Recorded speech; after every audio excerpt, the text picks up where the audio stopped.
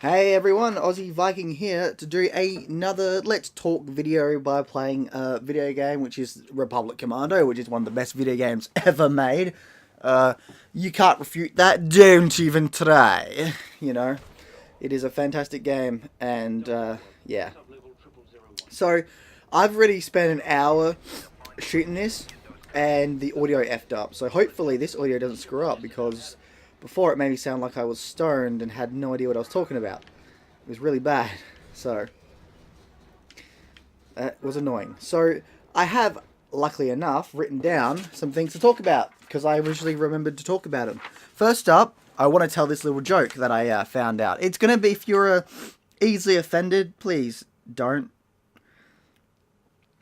listen, just walk away, because you will be. A man walks into a bar and asks for 7 vodka shots. Hard day, the barman replies. Yeah, just found out that my brother's gay. Ah, you'll be right. Takes time to adjust. Yeah, I guess so. Here you go, have your vodka and enjoy.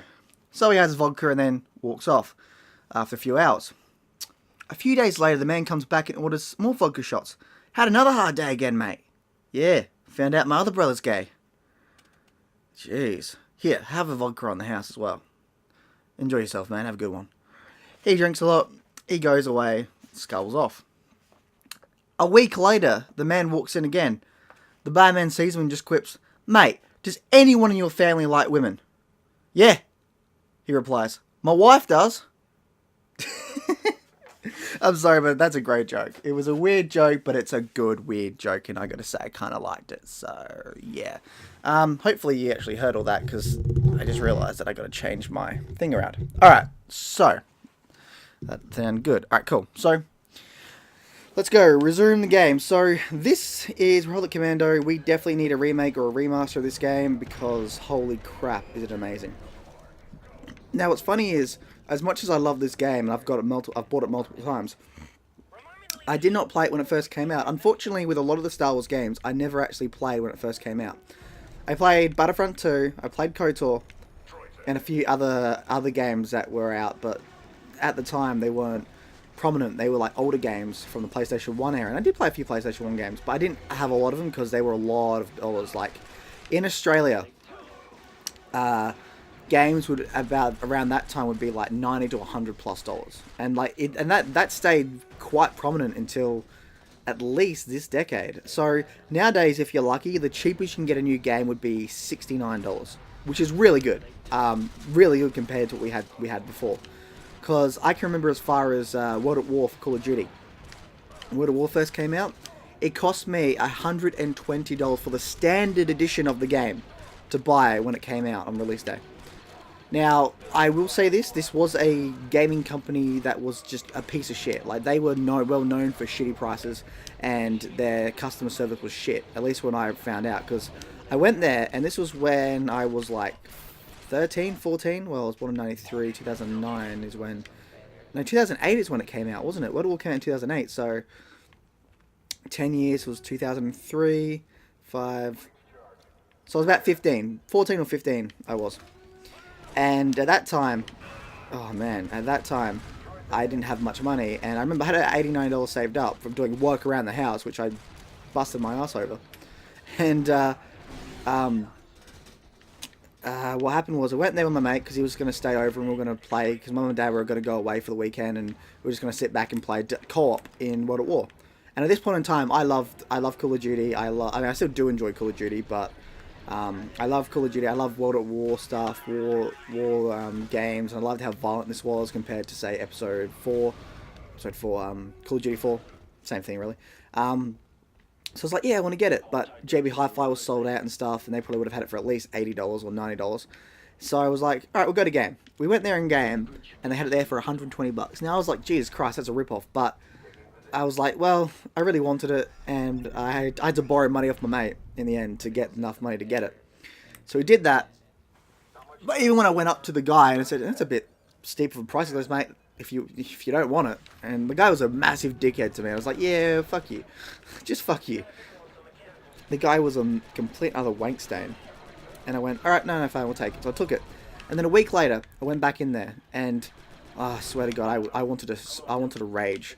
So I went back in there and I saw, I shit you not, I saw I saw the collector's edition of World at War on the Xbox for $120, the same price. And I'm like, oh, I wanted to lose my shit, but at this point in time, I was not confident enough. I didn't know what to say, and I just walked straight out of the shop and went, I was angry like a shed. And after that, I was like, I am never... Well, first of all, it was a learning curve. I was like, I am never, ever, ever doing that ever again. I am never going to pay that much amount of money for a video game ever again. I never have. Unless it's a collector's edition, but still. So I never did that, and I made sure to learn from it. I never bought a game from Thingy ever again, from Game, and then they like shut down, and it's like, oh, they're not coming back to Australia. Thank God, because they were fucking idiots, and they were run by fucking idiots, and my God, So basically, games sucked in Australia, and they were a rip-off. They were fucking rip-offs. Like, from the biggest known fuckwits. Oh, I'm so angry at them. But that's alright, because I learned, and I mean, to be truthful, I did get my money's worth, because I played that game way too many times. It was a fantastic game. And I actually loved it, so, yeah, that's alright. Come on, heal. Cool. This is a great game, though. This is a game that deserves, like, a 10 out of 10. This is beautiful. Come on. Get there. No, come on. Get there. Yes, go. And then we'll get another one there. Come on. Scorch, what are you doing? What are you doing, man? So this game is one of the best. Like, playing this on the Xbox 360, backwards compatible and stuff, it's really making me just love it even more. I think it runs slightly better on this. I can't be too sure. So when since I never played this when it came out, I used to play it from the demo. I played the demo, which was this ship level, more or less, just broken up. And I played the ship level way too many times. Like, the ship level for me was the best demo ever. Because it came with KOTOR 2. And I would literally go into KOTOR 2 to go into the demo without even thinking. I was like, nah, I want to play, and I love KOTOR 2, but I wanted to play this. And the demo was so good, and I wanted to buy it, but I didn't have the money, nor... How did we all die? Huh, that was weird. I think that was really weird, but anyway. So that all happened, and I'm like, alright, cool. And I saved up the money to get it, and I couldn't find it. Somehow it was all gone. But then years and years later, I got it on PC, played it, loved it, but I wanted to get on the original Xbox because backwards compatibility for the Xbox One, Xbox One X. And the backwards compatibility for KOTOR made it run better, look better, and I was like, oh man, I hope they do that for this game. So I decided to go, yeah, screw it, we'll do that. I can save midway. I'm going to do that next time, I keep forgetting that. So I said to myself, yeah, alright, I'll buy it again. I found it for like 30 bucks or 25, 30 bucks, and I was like, that's actually pretty good, considering. And yeah, I got it, playing it right now, and I love it. It's a fantastic game. It does need a remaster or a remake, but at the very least, I'd be happy if it comes backwards compatible on Xbox One, because if it runs better, looks better, I'm all for that. Yeah, because this game is so good. So let's talk about what we're talking about. So let me have a look and see what I wrote down to talk about. Talk about Star Wars fandom. Alright, so I was thinking today, after doing my videos of the Star Wars and thinking about the old extended universe stuff, and I was looking at a few Reddit posts, which, let's be honest here, Reddit is not the best place ever. I got downvoted on Reddit because I defended a prequel film, and it was a very valid, logical reason, and I was told, like, nah, you're wrong, what the fuck is wrong with you? And I'm like, get the fuck out of here, Reddit, you bullshit cunts. Fuck off. Like, it was the Revenge of the Sith when Padme dies, and somebody posted a meme about her being like, lol, I'll just die, and it's like, hang on. First up, it's never said that she died from a broken heart, which a lot of people were saying, but it's never said. Second of all, in terms of editing and sound design and just the flow of it all, her death is whacked together with Vader's revival, and via sound design and such, it's very strongly hinted at that her life was siphoned to help Vader by either Palpatine, because that damn smile, or Vader himself unconsciously. And I think Palpatine would be the most one, because that smile at the end just makes me go, yeah, it was him. He did it. And nope, you get shit upon because Reddit, Logic and Reddit is one thing, but logic and Star Wars and Reddit is an impossibility. So yeah, and when that happened, I'm like, I just realized something. Star Wars fans ruin Star Wars. So for me, somebody pointed out that Star Wars is more so about how you grew up with it. You know, I grew up with Star Wars with the prequels and the OT. I grew up with the comics, the games, the TV shows. I grew up with that sort of lifestyle, and it was great. It was a fantastic lifestyle that I loved. Here, we have people saying, no, that's not it. You can't like Star Wars. I hate Star Wars. You got to be in depth with it. You got to hate it at all and stuff like that. And I'm like, what? So Star Wars fans ruined Star Wars. I think we can all agree to that to an extent, that Star Wars fans have. You can't enjoy Star Wars. You can't just say, I enjoy all the films because I grew up with them. I had that Star Wars moment, that life force of Star Wars is growing up as a child. You know, oh, it's Christmas time, it's just Star Wars.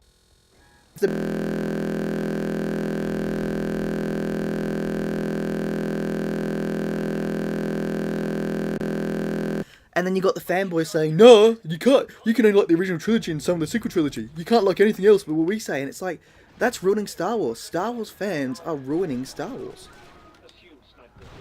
And it's bullshit. And I can't believe that's what Star Wars has turned into. I know that every fandom will get crazy fandom people. That's going to happen. It's impossible for it not to happen. That's Star Wars in general, and that's people in general. You know, anything that's big, in any way, shape, or form, is going to get shat upon by people, and it's going to be more or less just hated upon by everyone.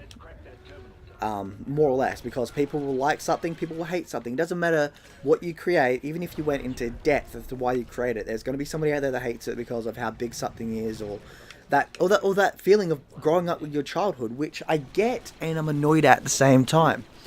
Because it's not worth it. That's not what we deserve. It's not what Star Wars fans deserve. We should be able to come together and say, look, I grew up with Star Wars, you grew up with Star Wars. I'm enjoying it now. This is it. This is what I enjoy. That's how it should be. What is it? It's nothing like that.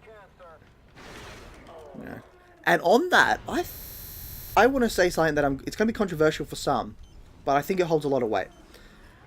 And that is, I think growing up as a prequel Star Wars fan is superior to those who grew up with the original trilogy back in the day. And I know that's going to piss people off, but hear me out.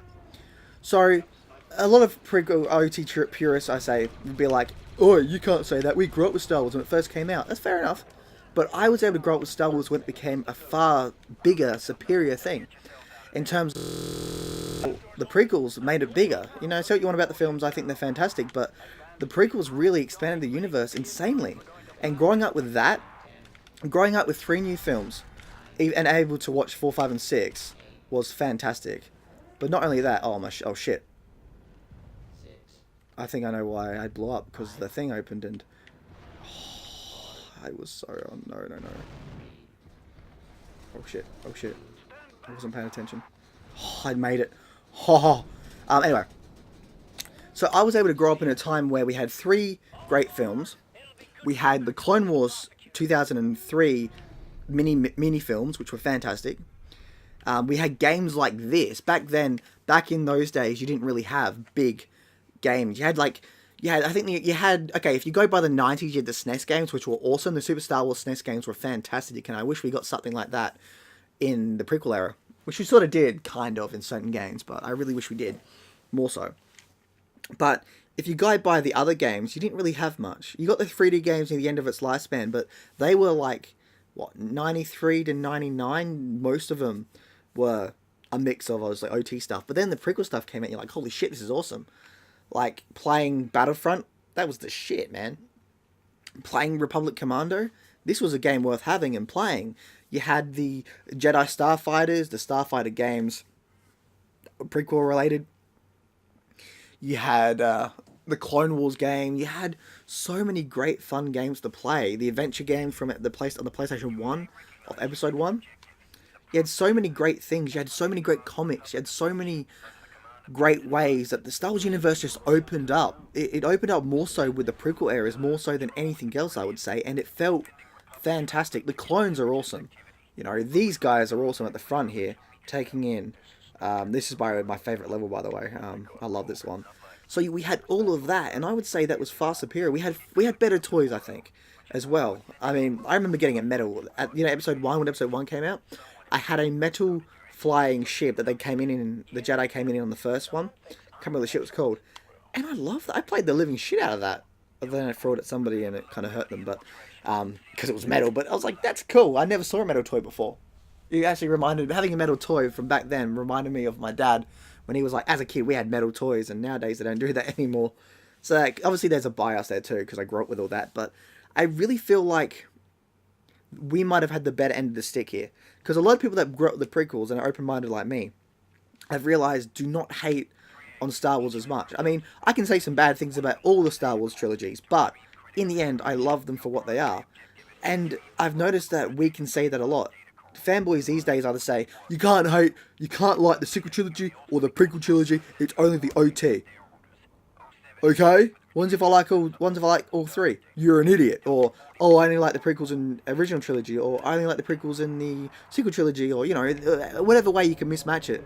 Everybody says that's, there's always that opinion of, no, that's not how it should be, and it's just like, I feel like my generation is more respectable, at least from what I've seen so far, to Star Wars than a lot of others, but in the end, even if you disagree with this, the strong thing for me that makes a Star Wars fan is growing up with it. I mean, growing up as a kid, it's Christmas time, you're getting a Star Wars video game was one of the best moments of my life. When I first got an original Xbox game, my first ever video game I got for it was Revenge of the Sith Star Wars game, right? Are those pigeons? Space pigeons. Cool. That was my first ever video game on an Xbox and Star Wars game, and I loved it. I got it for Christmas. I think it was Christmas, my birthday or Christmas, and I played the living shit out of it. And then I think it was my birthday. And then Christmas that year, I got Battlefront 1, and I played the living shit out of it. Having that experience, and then sitting down and watching TV, and it's like, you ready for Clone Wars, the miniseries Clone Wars? It's like, hell yeah, I'm ready for the miniseries Clone Wars. There's so much greatness to that, and you had the comics and the TV shows and the toys. It's just growing up as a kid with that is how I think a childhood should be when you talk about Star Wars. And that, to me, is a true Star Wars fan. They grew up with the Star Wars, the beauty of it all, and they loved it, And I do too. I can say some bad things about what Disney's done with the sequel trilogy, and I can say that I don't think the sequel trilogy is as good as people say, but I still respect them, because like I've always said, a bad Star Wars film is a good sci-fi film. And I stick by that 100%. Absolutely doodly. Absolutely doodly. I watched too much Red Dwarf. But that's how I think it should go. Because I love Star Wars, and I can't hate it. I do like the prequel trilogy the most. While I think the original trilogy is the better trilogy, it's not by much, to be truthful. I don't think it's not by much. And to be truthful, I think the extended universe on this side of things is superior to there. But, that's just my opinion. That's how I grew up with. But being a Star Wars fan these days is just ruined by other Star Wars fans. How many people have said that you're an idiot for liking, say, The Phantom Menace, or Episode 7, or even The Last Jedi? My God, The Last Jedi. Like, everybody gives that shit. It's not that bad of a film. It isn't the best Star Wars film. I think the critics are wrong with that. But it isn't the worst. That still goes to Episode 7, I think, at least. Which, if you're a fan of my work, you'll understand why that's that. Which, let's get into that. So, not in terms of... Oh, that's so badass. Run, boy! Run! Oh, oh, he's dead. So, in terms of how it works, let's... how Star Wars is with Episode 7 onwards. So, well, where to begin? First up, I am a fan of the old extended universe. Why? Because I grew up with that. I grew up with reading comics at times when I could. I would go on Wikipedia, at school and read about them, and just like listen to the comics and read some of the novels when I had. And I had a few of the Star Wars novels as well. I love the old extended universe, and I would listen to it, play it, read about it for ages, and it got chucked away. Now, I don't think everything Disney done in terms of Star Wars is bad. I think their stories between 3 and 4, 4 and 5, and 5 and 6 are vastly superior to most, not all, but most of the short stories that were in the old extended universe. There are some great ones in the old extended universe. There's one there where Vader basically tries to commit suicide, and I was like, that is fucking strong as shit. That was one of the best ones I think I've ever seen. So there were some great stories. A lot of Clone Wars related stuff was great, and even some of the old extended universe from after 7 was pretty great. And that's where the drop off comes with. I can accept a lot of the Disney universe stuff at that point in time, up to episode 6. But after episode 6, it's the old extended universe for me because it feels superior. Luke becoming Grandmaster, he gets a wife who actually goes for an interesting arc since she's actually since the wife, Mara Jade, is actually an assassin for the Emperor who needs to kill Luke, and she's been programmed to kill him via the Force as the last ditch effort by Palpatine, and it's brilliant, right? How he falls in love with her and how all this stuff happens, how she goes over. I thought how she was able to get through that because her last desire is to kill Luke, and how she actually succeeds that I thought was quite smart, funny and interesting and smart.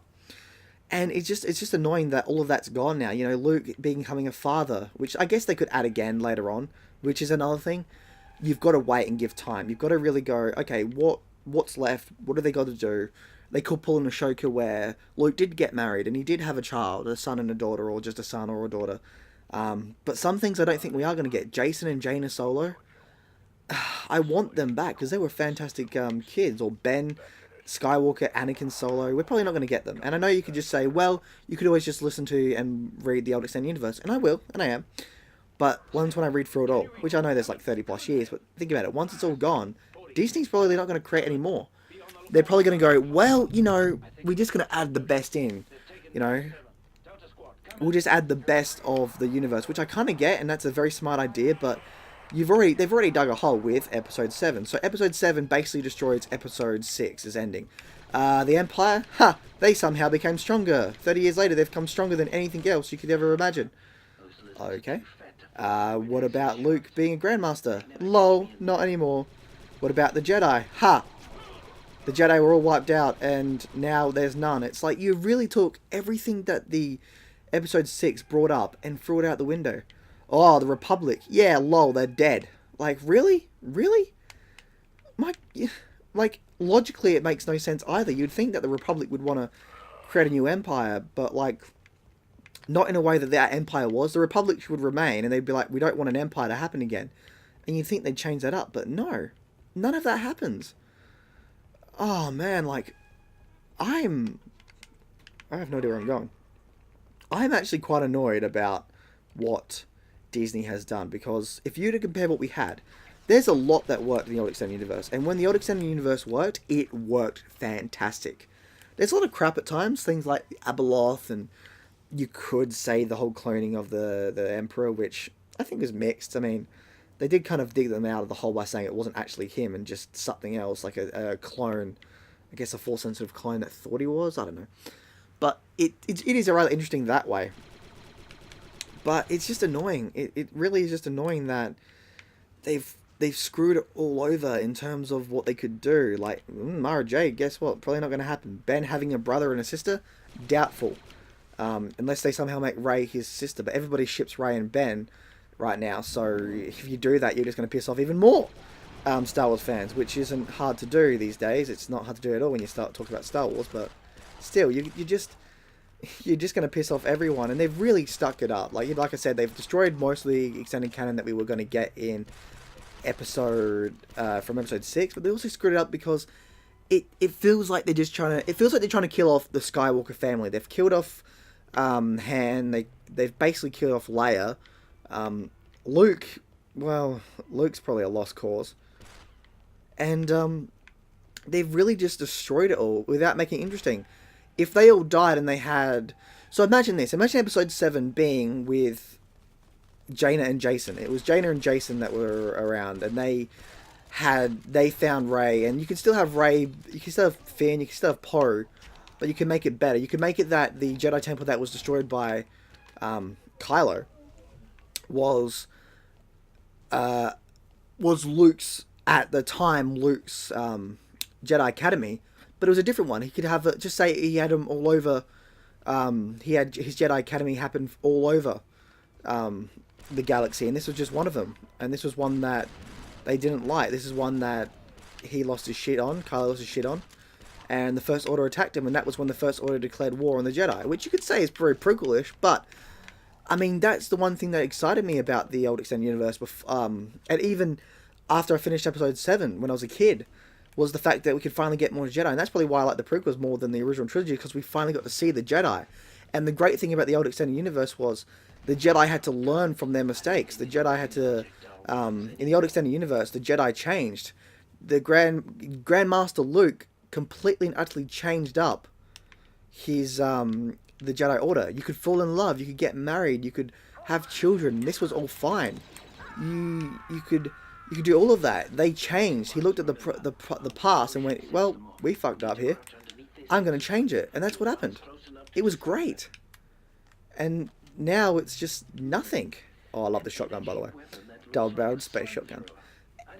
And it sucked. It's like, really? Really? That's what you're going to do. You're gonna get rid of all of that beautiful Star Warsness. It's just annoying. Oh shit. It is really hard to talk and game at the same time. It's something I've got to get used to. And that does tick me off that they did such a thing. They've destroyed that. They destroyed this. Luke's now a Grandmaster of nothing. They're basically what they've done is they looked at the old universe and went, that's kind of cool, but you know what we're going to do? We're going to kill off the OT trilogy main characters. We're going to have no real references to the prequels. Even though there are quite a bit, they're not as full on as you'd wanted to. They should have, like, after seeing the prequels, they should have had a, you know how great it would have been to see Leia with her mother's necklace from the prequels? You know, you could have a great story about how she finds out who her mother is, and she finds out that she was grave robbed, and Leia goes on a mission to get back her real mother's stuff. That would have been a great story. But no, we don't get anything like that. We just get nothing. But what's worse about it all is it just doesn't feel like it doesn't feel right. So basically Disney's, and a lot of fans think this, is Disney's looking at the old extended universe and gone, yeah, that's interesting, but fuck it. What we're going to do is we're going to give that old extended universe and basically make it how we want it, but we're going to do that by killing off everyone. Every OT main character is going to be dead, and we're going to basically have it that the new Jedi are going to be created by Rey, the perfect Mary Sue, who's the most boring Star Wars character ever, at least main character. You know, she's the most boring main character ever, and it's like, okay, here's what we're going to do. We're going to give her everything. She's going to be the new Grandmaster. She's going to be the one that fights Yuuzhan Vong. She's going to have children that turn to the dark side or whatever, and it's like, that might not be how they're going, but it seems like that's exactly how they're going. And it's not worth it. It's absolutely not worth it. This could come from me being a bigger fan of the old trilogy. I mean, old extended universe. And that is true. Oh, they're on our team. That is absolutely true, because I do. I love the old extended universe. I love it how Luke had to be a father. I like it because there's a few great hints and stories out there where Luke has to be he's a Grandmaster now, and his wife Mara Jade's like, look, you got to be there for for Ben Skywalker. You got to be there for him, and he's kind of adamant about it. He doesn't know if he can do it, and I really felt like it goes with the theme of family that Lucas has, and it really brings out a lot of the universe. It really makes you go, how is Luke going to have this? He never had a big father, and his father was a Sith Lord, more or less. Well, his true father was a hero of the Republic, but it was also a Sith Lordy thing, so it's like, what do we do, you know, what does he do now? How does he learn? He never had the best father figure growing up, if you count his uncle, sure, but that's about it. So, it's like, what the fuck what does he do? And there's some great stories there. Now we probably won't have that, because he probably hasn't had children. Which is annoying as shit. Luke, out of everything he's been through, deserves to be loved and deserves to have a child. He deserves to be a father. A better father than his father could have been, and a better father than basically anything he could have been and ever had, you know. And the idea of learning from the mistakes of the Jedi and the Sith changing as well, that's all gone now.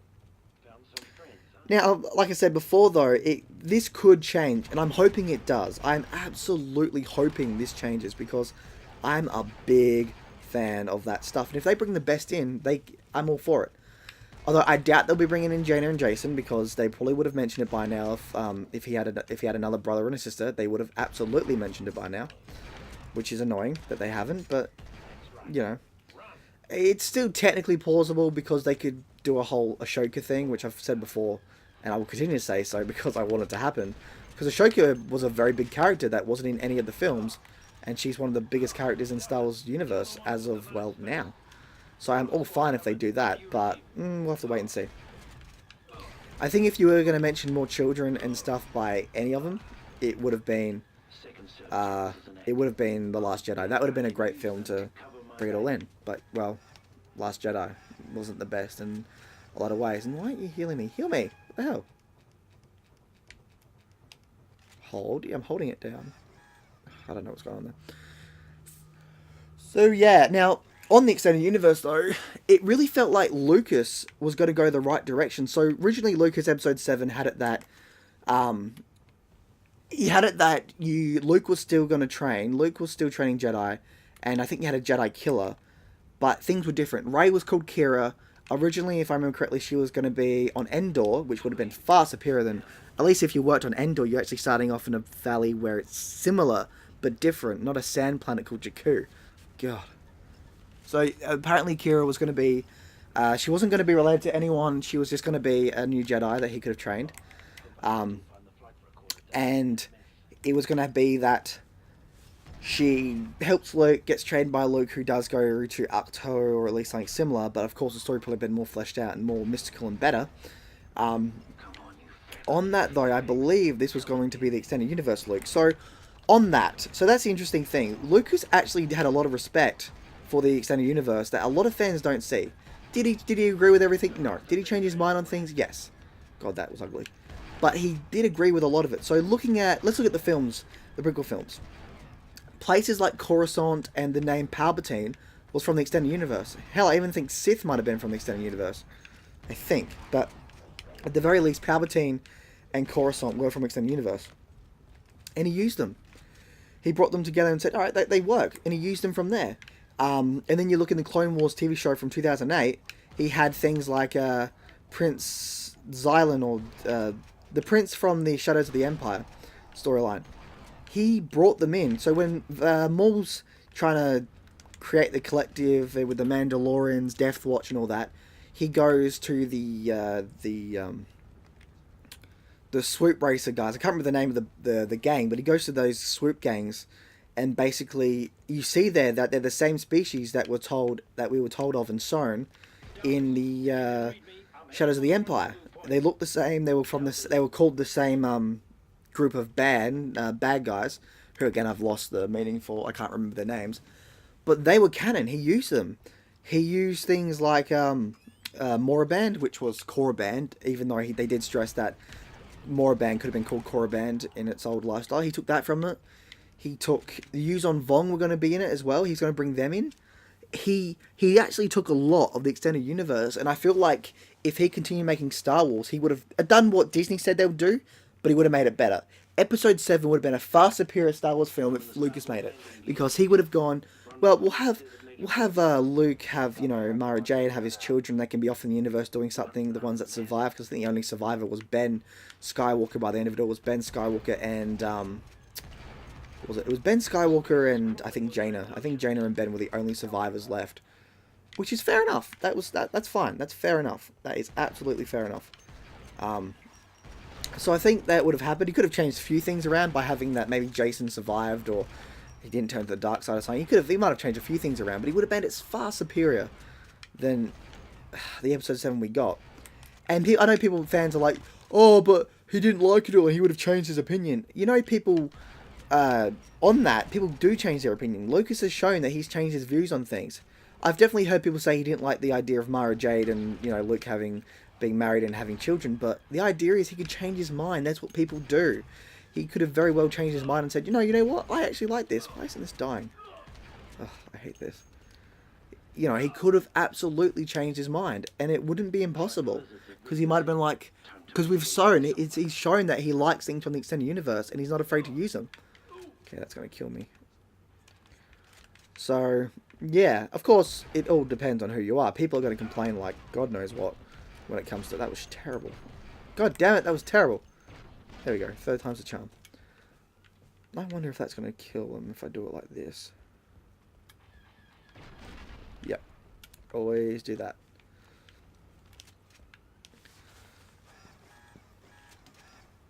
I mean, but he's also made things. He actually made a lot of things canon though. Like, look at Delta Squad from this game, from this video game.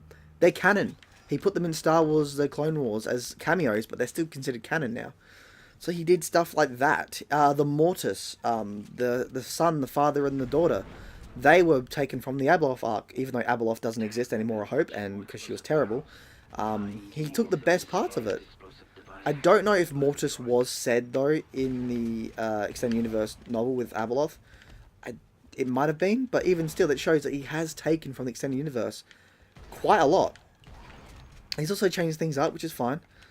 He was even going to have themes like Revan and stuff. He brought Darth Bane into it. Like, it's crazy how much people don't accept that Lucas actually respects the extended universe just as much as we do. Oh, by the way, grenades in this are great. But that's Star Wars fans for you. They complain over every little thing. And I mean, I know, I sound like I'm complaining over every little thing, but, you know, I've got reason to because I'm a fan. Oh, that sounded terrible. Well, I mean, the reason is I'm willing to tell why I think they failed a lot. As a new extended universe thing, I think they failed quite a bit. But yeah, will be the end of part one. I have rambled for about 36 minutes now, and yeah, I'll see you in part two. Hang on, we'll pause it. I'll see you guys in part two. Aussie Viking out. See you in Valhalla. Bye.